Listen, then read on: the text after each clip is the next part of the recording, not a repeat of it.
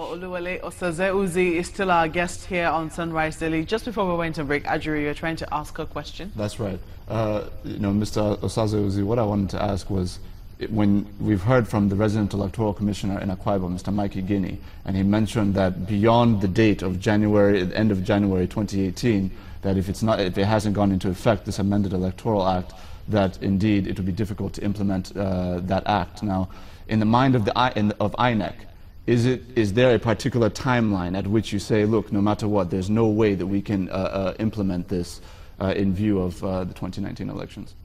Thank you. I think the international best practices, and there are several protocols to this, is that the legal regime should be settled at least 1 year prior to an election. And that makes some sense. You don't tinker with the Electoral Act or the legal framework in a major way 1 year to the election. That's the ideal. I think the protocols actually say 6 months, but there's been some clamor. I'm not so sure whether that has been passed or accepted by majority of international countries now to say that it should be 1 year to the time. So ideally, the legal regime should be settled. It allows for proper planning and people understand the framework well enough. And then you can do voter education based on the existing framework. Not that you tell the public that this is going to happen and then 6 months or 3 months of election, you now start saying, oh, the law has been amended. It's a bit problematic. So yes, in that sense, Commissioner Guinea is quite right that everybody, the electoral management body, the voters, the observers, the media, everybody should know the legal regime should be settled at least 12 months to the election.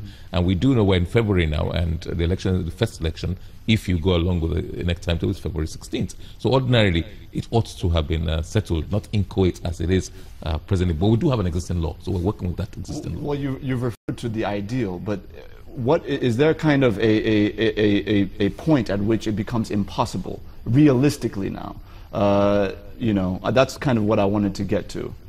Well, it does affect our planning, and I don't know whether you're aware that the Commission has set up, it has a strategic plan and it also has an election project plan. We take the election as a project, and we do have an election project plan which has kicked into effect. Now, if the law is not settled, it does affect our planning, yes. If, for example, we don't know whether there will be independent candidates, because that is still inchoate, that is still before the respective states' houses of assembly. They want to amend the constitution. There are 68 parties now. There may be more. For example, if we follow the order of elections from the National Assembly, for example, we now have a problem that there might be 3 elections in one day. That might require additional ballot boxes. The forward logistics and reverse logistics will require a change in our budget.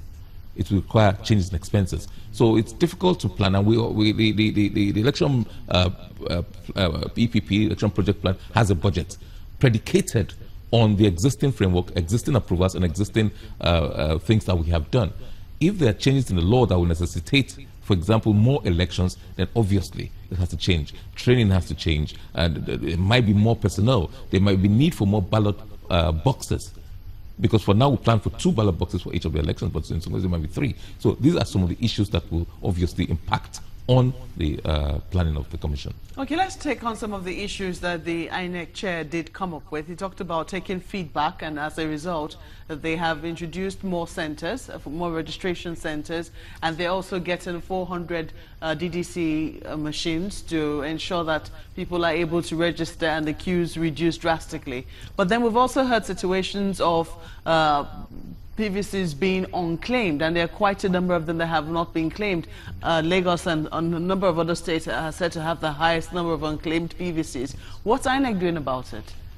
Well, we're trying. That's why part of the reason why I'm here. We're trying as best as we can to notify members of the public that, look, if you've registered before, we have close to 8 million. When we started this exercise, there were over 8 million as at April last year, April 2017. There were over 8 million uncollected PVCs. Fortunately, people have heeded this, and some are collecting, but the numbers are still negligible compared to the total number of PVCs uncollected.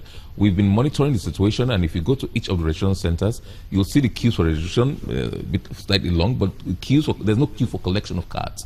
Once in 10, 15, 30 minutes, somebody comes and makes inquiries about collection of a card, but too few people are collecting. Although about almost 140,000 have collected in the last several months, but I'm bringing the total under 8 million.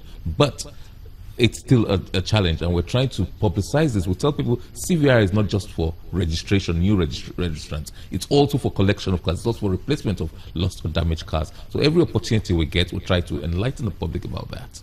I'd like to, well, never mind what I'd like to do. But there are a lot of questions, that, and people are wondering if INEC is also taking that on board in terms of making it easier, not just for registration, but for transfer of your polling unit to ensure that you're able to also collect your lost or stolen cards. You say that that area is also for collecting, you know, for registering the fact that your cards have been missing.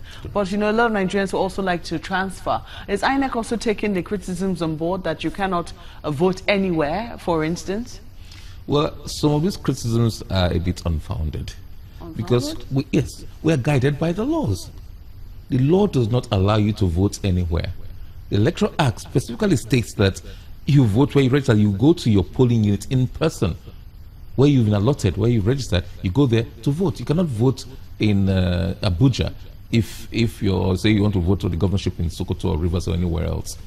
You are required to vote at the place you indicated. If you want to transfer, you're free to transfer. And transfer is ongoing as well, along with the CVR. A lot of people have taken advantage of that. But you can only vote where the polling unit to which you have been allotted, to where you registered.